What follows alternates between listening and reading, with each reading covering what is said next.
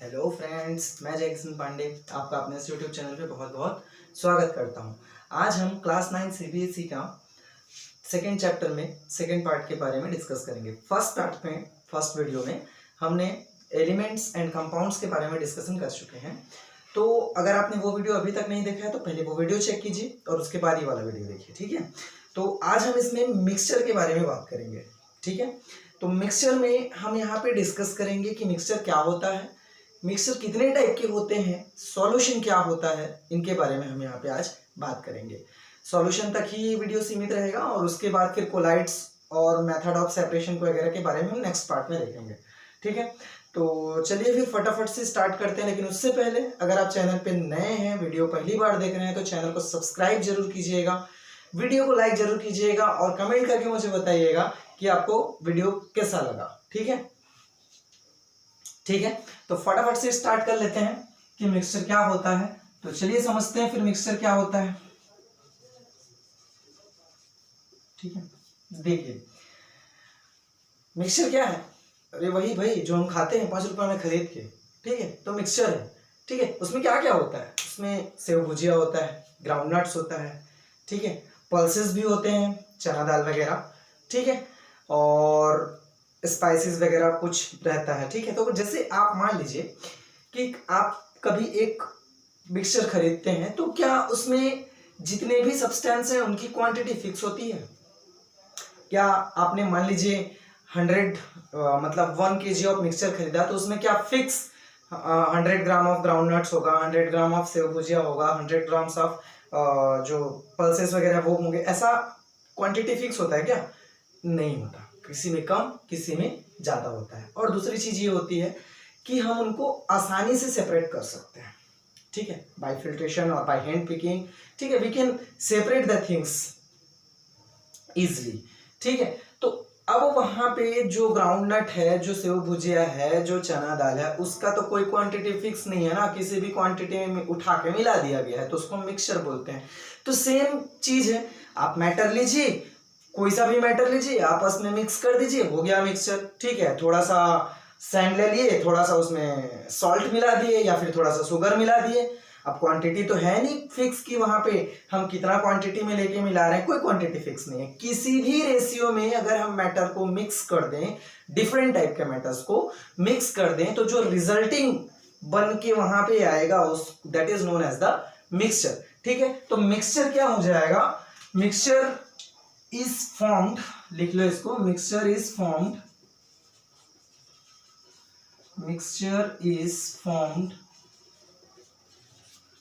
by mixing, लिख लो, combining मत लिखो, mixing of 2 or more than 2 matters in any ratio, ठीक है। किसी भी रेशियो में अगर हम 2 और मोर देन 2 मैटर्स को मिक्स कर देते हैं तो वो क्या कहलाता है, मिक्सचर कहलाता है। जैसे आप एक बाउल ले लो, है ना, इसमें थोड़ा सा सैंड डाल दो, थोड़ा सा सॉल्ट डाल दो, ठीक है, थोड़ा शुगर भी डाल देते हैं, मिक्सचर ही तो बनाना है। अब ये सब डाल दिए, अब वो क्या बन गया, मिक्सचर बन गया। खाने लायक है करके खा मत देना, ठीक है, खाने लायक नहीं है, ठीक है। तो इस चीज को समझना है आप लोगों को कि किसी भी सब्सटेंस को किसी भी अमाउंट में लेके हम जो है बनाते हैं तो क्या बन जाता है, मिक्सचर बन जाता है। जैसे कि 1 ग्लास ऑफ वाटर, अब आप उसमें शुगर ऐड कर दीजिए। शुगर जो है अपने टेस्ट के हिसाब से होता है, कोई ज्यादा मीठा पीता है, कोई कम पीता है, ठीक है। तो वो भी क्या हो जाएगा, वो भी एक मिक्सचर हो जाएगा, ठीक है। सॉल्ट ऐड की दी, वो भी एक मिक्सचर हो जाएगा, ठीक है। तो अब वहां पे कोई क्वांटिटी फिक्स नहीं है, सभी के घर में अलग अलग क्वांटिटी होती है, ठीक है। जैसे हम मान लीजिए हम स्वीट ड्रिंक्स अगर हम बना रहे हैं, शरबत अगर हम बना रहे हैं, तो वहां पे शुगर का कोई क्वांटिटी है क्या, कोई मतलब साइंटिफिकली कि एक गिलास पानी में इतना ही शुगर डालना है, ऐसा कुछ है? कुछ भी नहीं है, अपने अपने टेस्ट के हिसाब से होता है, ठीक है। तो वो भी क्या हो जाएगा, that is also a type of mixture. जैसे लेमोनेड बनाते हैं ना, नींबू पानी, तो उसमें शुगर तो अपने टेस्ट के हिसाब से होता है ना, कोई कम पीता है कोई ज्यादा पीता है, ठीक है। तो वैसे ही दो या दो से ज्यादा टाइप के मैटर को आपस में किसी भी रेशियो में अगर हम मिक्स कर दें तो that is known as the mixture. ठीक, तो ये चीज हो गया। अब टाइप्स यहाँ पे देख लेते हैं कितने टाइप के होते हैं। तो there are two types of mixture. ठीक है, पहला होता है हेटेरोजीनस, देख लेते हैं पहले, है ना, हेटेरोजीनस, हेटेरोजीनियस, और सेकेंड होता है homogeneous.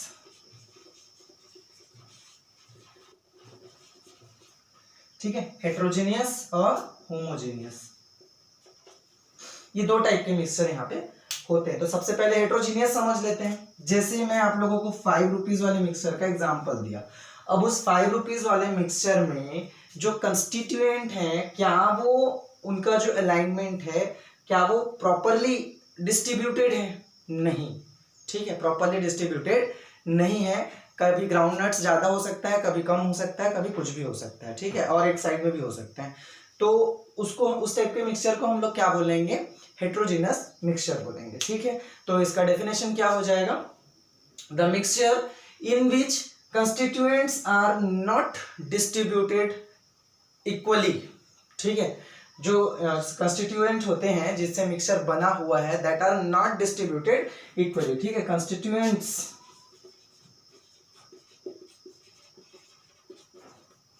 Are not distributed equally.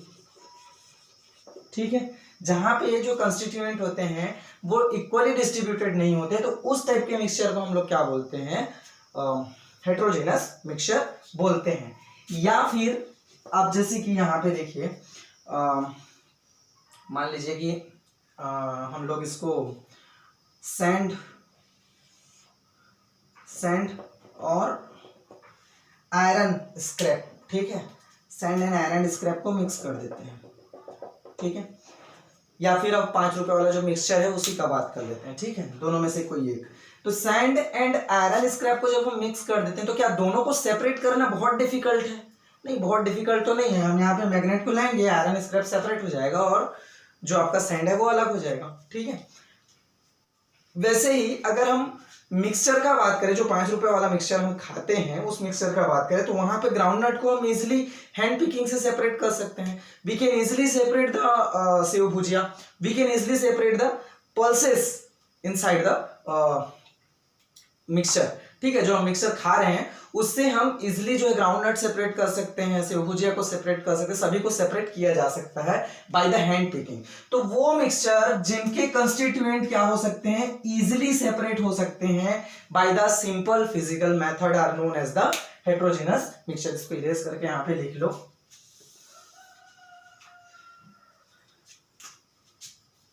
यहाँ पे क्या हो जाएगा? The mixture in which constituent can be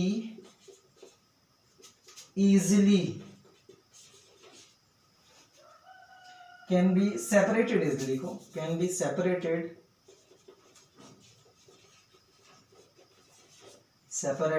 easily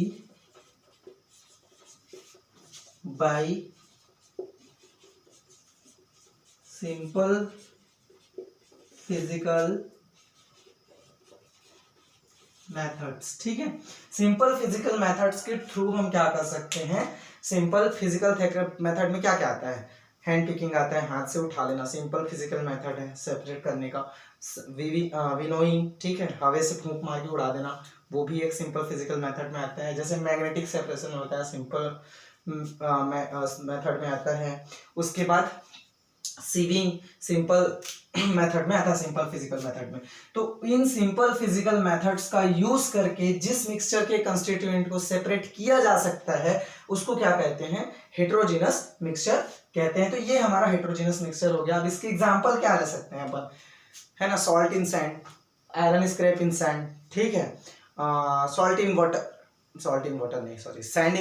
ठीक है, सैंड इन वाटर, ये सब ले सकते हैं। तो ये सब आ जाएंगे हेटेरोजेनस मिक्सचर में। इसके बाद हम देखते हैं होमोजेनस मिक्सचर के बारे में।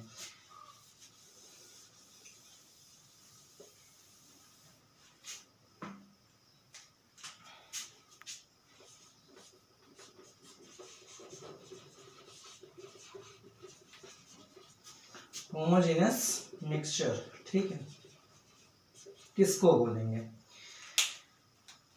ऐसा मिक्सचर जिसमें जो कंस्टिट्यूएंट होते हैं दैट आर डिस्ट्रीब्यूटेड इक्वली, ठीक है ना, constituent of the mixture, constituents of mixture are distributed equally,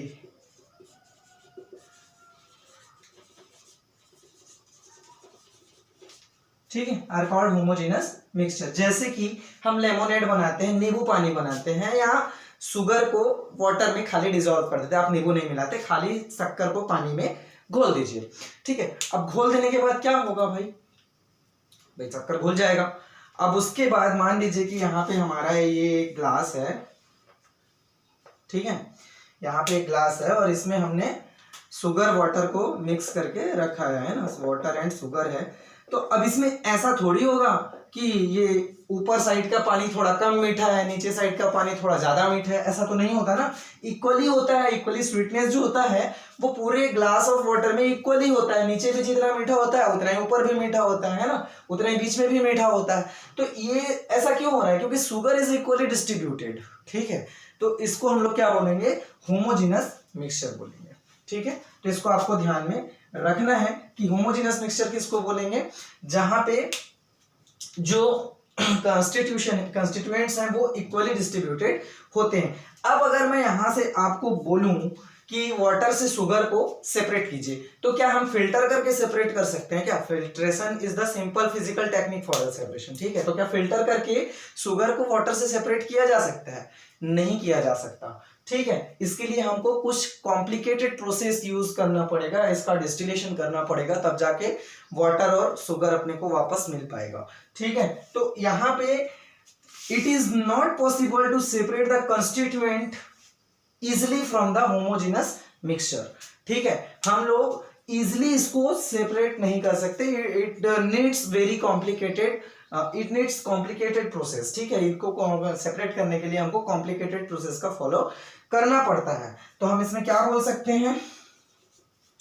the mixture in which constituent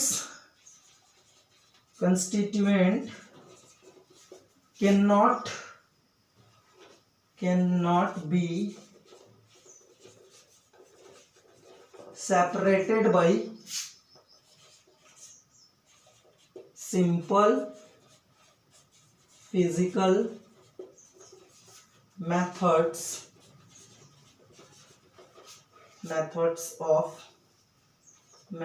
of separation,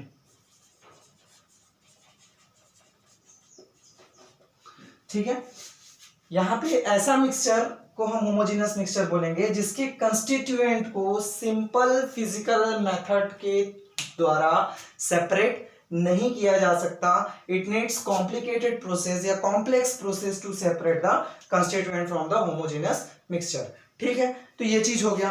अब इसी होमोजेनस मिक्सचर को ना सॉल्यूशन भी बोला जाता है। Homogeneous mixture is known as solution, याद रखना है आपको, ठीक है।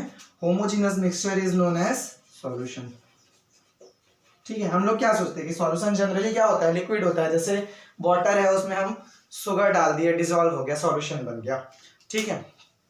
लेकिन ऐसा नहीं है कि शुगर सिर्फ मतलब जो सॉल्यूशन होता है वो सिर्फ लिक्विड होता है। आपने एलॉयज के बारे में सुना होगा, ठीक है। एलॉय सुना है ना? एलॉय जो होता है that is a solution of solid in solid. Alloy में क्या किया जाता है?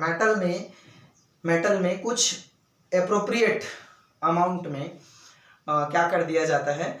दूसरे मेटल को या दूसरे नॉन मेटल को मिक्स कर दिया जाता है। तो सॉलिड है मेटल भी, और उसमें मेटल दूसरा कोई दूसरा मेटल मिला रहे हैं या कोई दूसरा नॉन मेटल मिला रहे हैं, तो वो भी तो सॉलिड होगा ना। तो सॉलिड का सॉलिड में सॉल्यूशन है वो, ठीक है। अब होमोजेनियस है क्योंकि हम एलॉय से, मान लीजिए कि हम आयरन का एलॉय बनाते हैं, ठीक है, आयरन से स्टील बनाते हैं, ठीक है। तो आयरन में कार्बन मिक्स किया जाता है तब जाके स्टील बनता है, डबल होगा, ठीक है। तो आयरन में कार्बन मिक्स किए तो स्टील बना। अब आयरन से हम कार्बन को सेपरेट कर सकते हैं क्या? कॉम्प्लेक्स प्रोसेस है बहुत, ठीक है। नॉर्मली ऐसा छांट के अलग नहीं कर सकते कि स्टील में हाँ ये कार्बन दिख रहा है पकड़ के निकाल लो, ऐसा नहीं हो सकता, ठीक है, ऐसा नहीं होता। तो स्टील ये आयरन भी सॉलिड हो गया, कार्बन भी सॉलिड हो गया, तो यहाँ पे it is the solution of solid in solid. ठीक है, ऐसे ही गैस इन गैस का भी सॉल्यूशन होता है, जैसे हमारा जो एयर है ना, I am not saying atmosphere, I am saying air. ठीक है, देखो एटमॉस्फेयर में बहुत सारी चीजें आ जाती है, वाटर वेपर आ जाता है, डस्ट पार्टिकल आ जाता है, तो वो हेट्रोजीनस में आएगा। ठीक है, लेकिन अगर मैं एयर बोलूं हवा, ठीक है, तो वो होमोजीनस मिक्सचर में आएगा। एयर जो होता है that is a combination of air in air. अब भाई सीधी सी बात है कि एयर में नाइट्रोजन है 78% है, उसके बाद ऑक्सीजन है 21% और बाकी जो गैसेज हैं वो क्या है, तो बहुत कम अमाउंट में है ना। ठीक है, तो air is a homogeneous mixture, लेकिन एटमॉस्फेयर इज हेट्रोजीनस मिक्सचर, इसलिए दो चीजें आपको याद रखनी है। ठीक है, तो होमोजेनस मिक्सचर को ही क्या बोला जाता है, सॉल्यूशन बोला जाता है। ठीक है, क्लियर हो गया बात यहां तक? चलिए ठीक है, अब सॉल्यूशन के बारे में देख लेते हैं भाई, सॉल्यूशन क्या होता है, कैसे बनता है।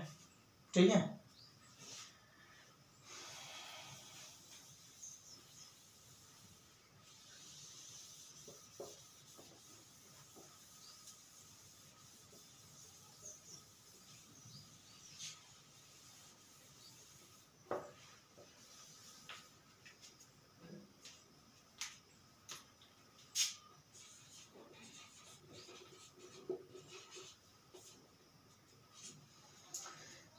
देखिए सॉल्यूशन क्या होता है। देखो सॉल्यूशन जो होता है ना, that is result of two components, है ना। जब दो कंपोनेंट आपस में मिलते हैं तो सॉल्यूशन बनता है। वो दो कंपोनेंट कौन कौन से हैं, सॉल्यूट और दूसरा हो जाएगा सॉल्वेंट। ठीक है, पहला हो गया सॉल्यूट और दूसरा हो जाएगा सॉल्वेंट। ये दोनों जब मिलेंगे ना तभी क्या बनेगा, सॉल्यूशन बनेगा। अब सॉल्यूट किसको बोलेंगे और सॉल्वेंट किसको बोलेंगे, तो लिखे यहाँ पे सॉल्यूट क्या हो जाएगा, सॉल्यूट विच इज डिसॉल्व। ठीक है, which is dissolve and present in small amount. ठीक है, which is dissolve the component of the solution which is dissolve and present in small amount. ठीक है, जो डिसॉल्व हो जाता है और जो स्मॉल अमाउंट में प्रेजेंट होता है उसको हम लोग क्या बोलेंगे, सॉल्यूट बोलेंगे। ठीक, which is dissolve in solvent. ठीक है, इन solvent the component of the solution which is dissolved in solvent and present in small amount is known as solute। ठीक है, तो solute क्या हो जाएगा, यहां पे लिख देता हूं मैं, component of solution which is present in small amount and dissolve in solvent, that is called solute। ठीक है, तो उसको हम लोग क्या बोलेंगे, सॉल्यूट बोलेंगे। अब सॉल्वेंट किसको बोलेंगे, इसका ऑपोजिट हो जाएगा, component solution which is present in large amount and dissolve the solute. ठीक है, डिसॉल्व द सॉल्यूट, उसको हम लोग क्या बोलेंगे, सॉल्वेंट बोलेंगे। ठीक है, तो ये चीज आपको पता होनी चाहिए। क्या हो जाएगा, सॉल्वेंट किसको बोलेंगे हम लोग, सॉल्वेंट। ठीक है, component of mixture present in large amount and present in large amount and dissolve the solute। ठीक है, इसको क्या बोलेंगे हम लोग, सॉल्वेंट बोलेंगे। ठीक, तो ये बातें हो गई। अब ये चीजें आपको पता होनी चाहिए। इसके बाद हम यहाँ पे देखेंगे कि सॉल्यूशन के क्या क्या कैरेक्टर्स हो सकते हैं। ठीक है, चलिए कैरेक्टर ऑफ सॉल्यूशन,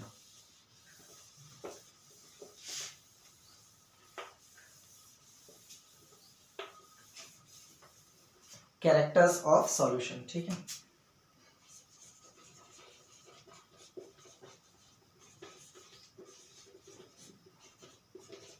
चलो देखते हैं यहाँ पे कि कैरेक्टर क्या क्या होता है। तो सबसे पहला चीज तो आपको याद रखना है कि size of the constituent particle in the solution is less than 1 nanometre. ठीक है, 1 नैनोमीटर से भी कम साइज का होता है जो सॉल्यूशन के जो पार्टिकल्स होते हैं ना उसके अंदर। भाई आप कोई भी चीज पार्टिकल से बना होता है, तो कोई सॉल्यूशन होगा तो वो भी पार्टिकल ही होगा। तो वहां पे जो पार्टिकल्स होते हैं, प्रेजेंट होते हैं, उनका साइज 1 नैनोमीटर से भी कम होता है। ठीक है, तो यहां पे आप लिख लो size of solute particles in solution is less than 1 nanometre. ठीक है, 1 nanometer is equal to 10 to the power -9 meter. ठीक है, तो इसको याद रखना है। सॉल्यूट का जो पार्टिकल होता है उसका साइज क्या होता है, 1 नैनोमीटर से कम होता है। दूसरा चीज आपको इसमें याद रखना है कि पार्टिकल का साइज बहुत छोटा है। इसकी वजह से जब इसमें से लाइट बीम, जैसे मान लीजिए कि आप एक ऐसा वाटर का ग्लास है और इससे आप लाइट का बीम क्रॉस कराते हैं, ठीक है, तो सॉल्यूशन रहेगा ना, तो ये लाइट बीम अपने को दिखाई नहीं देगा, ये पूरा लाइट इसमें फैल जाएगा और उसका जो बीम है वो दिखाई नहीं देगा। ठीक है, तो यहाँ पे आप लोग को याद रखना है कि particles in the solution does not scatter the light and hence the beam of light is not visible. ठीक, तो ये चीज आपको याद रखना है ना। Particles of solution does not scatter the light, hence the beam of light is not visible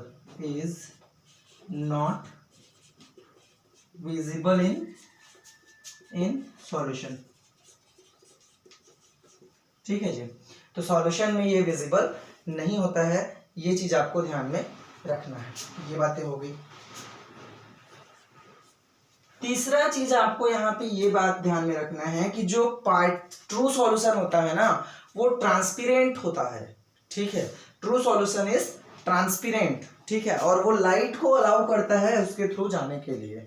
ठीक, तो इसको याद रखना है कि लाइट को क्रॉस होने देता है लेकिन बीम ऑफ लाइट जो है वो विजिबल नहीं होता है। तो true solution is transparent. True solution is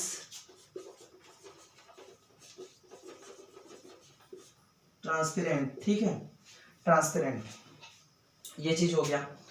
ठीक है, तो इसको आपको याद रखना है।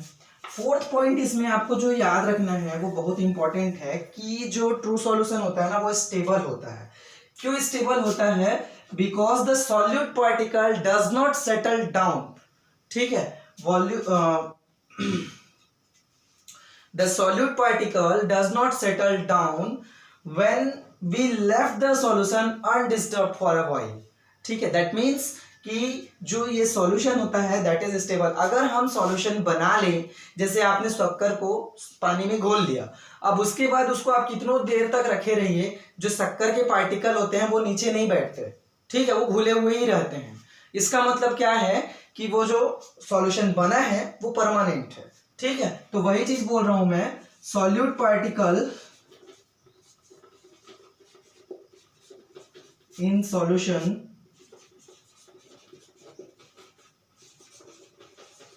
does not settle down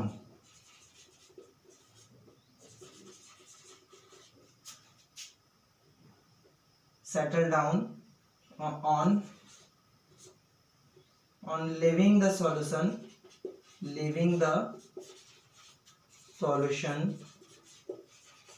undisturbed। इसको मिटा दे क्या? मिटा देता हूं। ठीक है, leaving the solution undisturbed, disturbed DE हो गया, disturbed। तो इसका मतलब क्या हो गया कि सॉल्यूशन इज परमानेंट। ठीक है, ठीक है, परमानेंट, ठीक है, सॉल्यूशन इज परमानेंट। तो इस चीज को आपको ध्यान में रखना है। ये कुछ कैरेक्टर हैं, ठीक है, सॉल्यूशन के, तो इनको आपको याद कर लेना है, सॉल्यूशन के कैरेक्टर क्या क्या होते हैं, ठीक है। अब जैसे हम एक फिक्स अमाउंट में कोई सॉल्वेंट लेते हैं, जैसे हमने 100 ml वाटर ले लिया है, ठीक है, 100 ml वाटर ले लिया, एक हमने ऐसा भी कर लिया और इसमें 100 ml वाटर फिल कर लिया।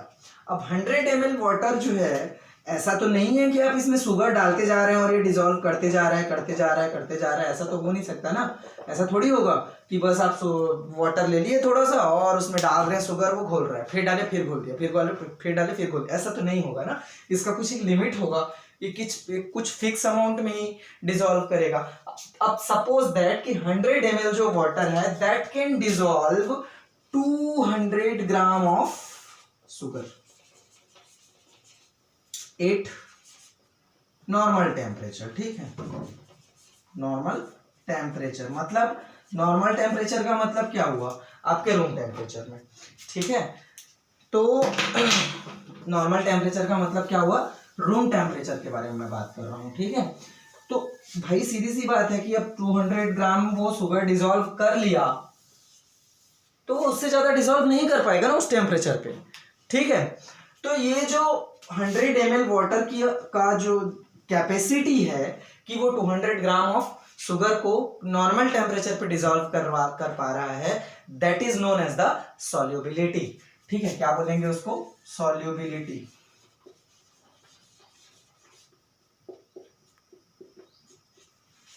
सॉल्युबिलिटी, ठीक है। सॉल्युबिलिटी का मतलब क्या हो गया, solubility is the amount of solute that a solvent can dissolve at given temperature, है ना। अब ये गिवन टेम्परेचर आपको नॉर्मल टेम्परेचर है तो नॉर्मल टेम्परेचर हम बोलेंगे।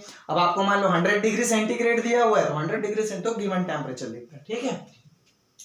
सॉल्युबिलिटी इज द, मैं इससे चालू करता हूं, आप देख लेना, चलो ठीक है। Solubility is amount of solute that a solvent can dissolve at given temperature, ठीक है, गिवन टेम्परेचर। तो ये आपको ध्यान में रखना है कि सॉल्युबिलिटी का मतलब क्या हो जाएगा, solubility is the amount of solvent, है ना, सॉल्वेंट का अमाउंट है। भाई मैं यहाँ पे 200 ग्राम शुगर बोला ना, सॉल्यूट का अमाउंट है, सॉल्वेंट तो वाटर है और सॉल्यूट क्या है, शुगर है। तो ठीक है, सॉल्युबिलिटी क्या हो जाएगा, amount of solute that a solvent can dissolve at given temperature, ठीक है। तो इसमें आपको कुछ पॉइंट याद रखने हैं, जो सॉल्युबिलिटी ऑफ एनी सॉल्वेंट, ठीक है, solubility of any solute is directly proportional to temperature, मतलब टेम्परेचर जब हम बढ़ाएंगे ना तो सॉल्युबिलिटी क्या हो जाएगी, इंक्रीज हो जाएगी। मतलब ये है, मान लो नॉर्मल टेम्परेचर यहाँ पे बोल रहा है, तो नॉर्मल टेम्परेचर का मतलब है 25 डिग्री सेंटीग्रेड, ठीक है, इतना नॉर्मल माना जाता है, ठीक है। अब यहाँ पे मान लीजिए कि मैं इसको गर्म कर दिया, 200 ग्राम हम यहाँ पे इसको डिसॉल्व किए हैं और उसके बाद मैं उसको गर्म कर दिया, ठीक है। तो ये और 200 ग्राम डिसॉल्व कर लेगा वाटर, ठीक है। ये 100 ml वाटर ही है, वाटर 100 ml ही है, ठीक है। नॉर्मल टेम्परेचर 25 डिग्री सेंटीग्रेड पे 200 ग्राम डिसॉल्व कर लिया है वो, अब और नहीं कर पा रहा है तो हम उसको एनर्जी दे दिए, हम उसको गर्म कर दिए, तो वो और 200 ग्राम डिसॉल्व कर लेगा। मतलब सॉल्युबिलिटी क्या हो गई, इंक्रीज हो गई। कब, जब टेम्परेचर हम इंक्रीज किए, ठीक। लेकिन लेकिन लेकिन लेकिन यहाँ पे बात आता है कि क्या सभी की सॉल्युबिलिटी टेम्परेचर के साथ इंक्रीज हो जाती है, नहीं, सभी की सॉल्युबिलिटी इंक्रीज नहीं होती, ठीक है। Solubility of gas, solubility of gas is inversely proportional to temperature, ठीक है जी। गैस की जो देखो वाटर में भी गैस डिजोल्व होता है भाई, जो एक्वेटिक एनिमल है वो कैसे सर्वाइव करते हैं, ठीक है, एक्वेटिक जो ऑर्गेनिज्म है वो कैसे सर्वाइव करते हैं, तो जो डिजोल्व्ड गैस है उसके हेल्प से, ठीक है। तो जैसे जैसे टेम्परेचर इंक्रीज होता है ना, solubility of the gas decreases और बबल के फॉर्म पे बाहर आ जाती है। जैसे आप पानी गर्म करेंगे तो आप देखना पहले वहां पे गैस का बबल बनता है कंटेनर में, ठीक है। तो solubility of the gas is inversely proportional to temperature और solubility of the gas is directly proportional to pressure. जैसे जैसे प्रेशर बढ़ेगा गैस की सॉल्युबिलिटी इंक्रीज होते जाती है, ठीक है। तो ये चीजें आपको याद रखनी है। On the basis of the solubility there are 3 types of solution, ठीक है, unsaturated, saturated और super saturated, ठीक है। देख लेते हैं क्या होता है। solubility क्लियर है ना, एक बार और रिवाइज करके आप देख लेना, ठीक है, समझ लेना, फिर भी ना समझ में आए तो बताना, ठीक है, फिर एक और वीडियो बना देंगे solubility से ही रिलेटेड। आई होप आ जाएगा समझ में, सब होशियार हो आप लोग, ठीक है। तो चलिए, on the basis of the solubility there are 3 types of solution. कौन कौन से? अनसैचुरेटेड, ठीक है, सैचुरेटेड, यहां पे लिख देता हूं सैचुरेटेड, और एक और है सुपर सैचुरेटेड,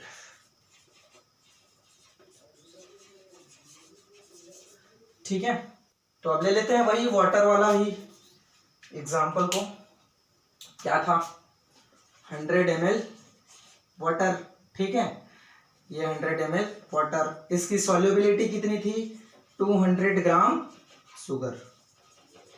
अब स्टार्टिंग में जब आपको 100 ml वाटर दिया गया है तो उसमें दे दिया गया है, मान लीजिए फर्स्ट कंडीशन है कि वाटर दिया हुआ है 100 ml प्लस उसमें डिसॉल्व किया गया है 100 ग्राम शुगर, ठीक है। समझना इसको, पहला कंडीशन इसके लिए बता रहा हूं, ठीक है।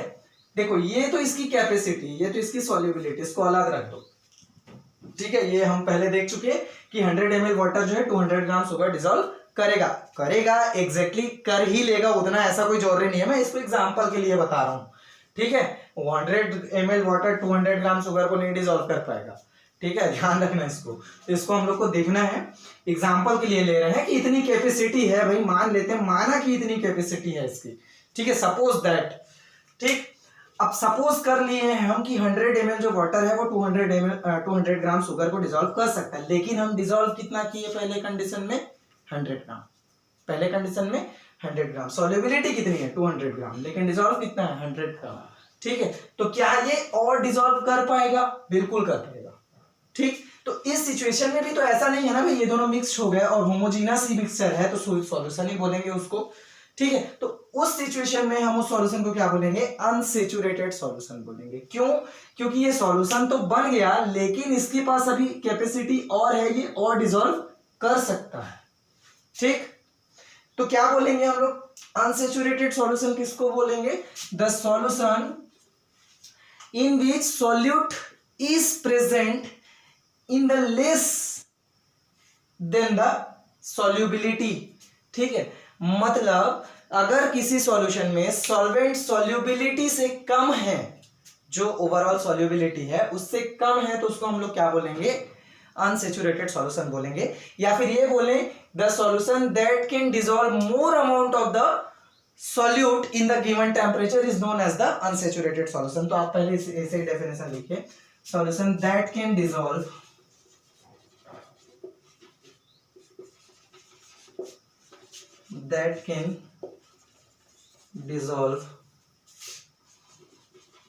more amount of solute at given temperature,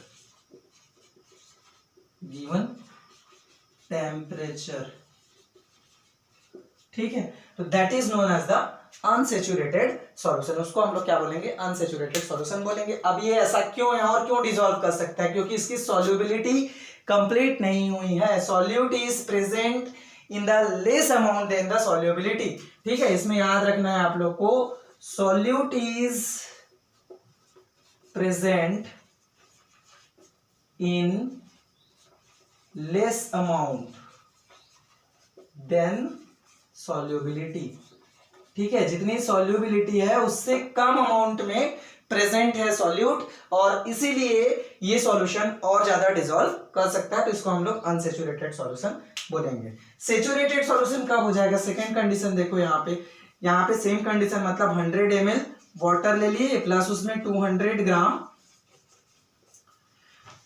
gram sugar हम डिसॉल्व कर दिए, जितनी उसकी सॉल्युबिलिटी है उतना हम कर दिए।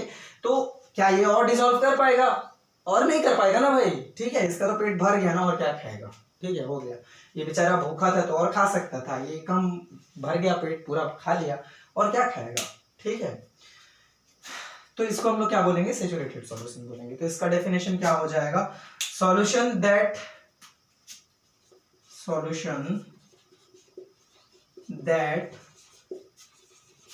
कैन नॉट डिसॉल्व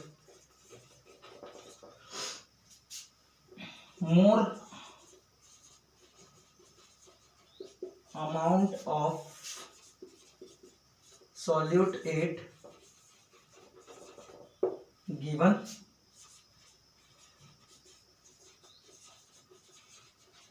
temperature, ठीक है। Solution that can not dissolve more amount of solute at given temperature, तो इसको हम लोग क्या बोलेंगे? सैचुरेटेड सॉल्यूशन बोलते हैं, ठीक है, सैचुरेटेड सॉल्यूशन हो जाएगा। अब ऐसा क्यों है? क्योंकि सॉल्यूट इज प्रेजेंट, है ना, सॉल्युबिलिटी इज फुलफिल बोल सकते हैं ना, क्यों? Because solubility is completed. Saturated solution में सॉल्युबिलिटी इज कंप्लीटेड, ठीक है, सॉल्युबिलिटी हैज फुलफिल्ड, लिख लो यहाँ पे, सॉल्युबिलिटी हैव कंप्लीटेड, ठीक है, कंप्लीट हो गया। सॉल्युबिलिटी जितना इसका कैपेसिटी है उतना वो खा लिया है, उतना वो डिसॉल्व कर दिया है, तो उसको हम लोग सैचुरेटेड सॉल्यूशन बोलेंगे। इसके बाद सुपर सैचुरेटेड देखते हैं। सुपर सैचुरेटेड क्या होगा भाई? सुपर सैचुरेटेड का मतलब है कि तीसरा कंडीशन देखो, 100 ml वाटर प्लस 400 ग्राम ले लो, 400 ग्राम शुगर। तो क्या ऐसा नॉर्मली पॉसिबल है? नहीं है, ठीक है। हमको क्या करना पड़ेगा? वाटर को हीट करना पड़ेगा। वाटर को हीट करेंगे 25 डिग्री सेंटीग्रेड से 60 डिग्री सेंटीग्रेड तक लेके जाएंगे, 70 डिग्री सेंटीग्रेड तक लेके जाएंगे, तो फिर इतना सारा जो अमाउंट है वो शुगर है जो वो डिसॉल्व होगा, ठीक। लेकिन जब भाई टेम्परेचर इंक्रीज किए तो ये डिसॉल्व हुआ, तो वहां पे जो सॉल्यूशन बना, ठीक है, उसको हम लोग क्या बोलेंगे? सुपर सैचुरेटेड सॉल्यूशन बोलेंगे, ठीक है। तो सुपर सैचुरेटेड सॉल्यूशन किसको बोलेंगे? Solution that contain more amount of solute than its solubility, ठीक है। अगर सॉल्युबिलिटी से ज्यादा अमाउंट में सॉल्यूट प्रेजेंट है तो उस टाइप के सॉल्यूशन को क्या बोला जाता है? सुपर सैचुरेटेड सॉल्यूशन बोला जाता है, ठीक है। Solution that contain amount of solute than its solubility is called super saturated solution। घर में चाशनी वगैरह बनाते हैं ना, गुलाब जामुन वगैरह बनाते हैं तो चाशनी बनाते हैं ना, वो सुपर सैचुरेटेड सॉल्यूशन का एग्जाम्पल है। तो ये सॉल्यूशन के टाइप हो गए। इसके बाद हम देखेंगे कोलाइड्स और सस्पेंशन के बारे में, ठीक है। तो ये वीडियो में बस अभी तक, बस यहीं तक, ठीक है। और उसके बाद नेक्स्ट पार्ट इसका बहुत जल्दी आ जाएगा, तो आप देखते रहिए। चैनल को सब्सक्राइब कीजिए, वीडियो को शेयर कीजिए अपने फ्रेंड्स तक ताकि वो भी इसे देख सकें, ठीक है। और फीडबैक जरूर दीजिएगा कमेंट में कि वीडियो आपको कैसा लगा। Thank you.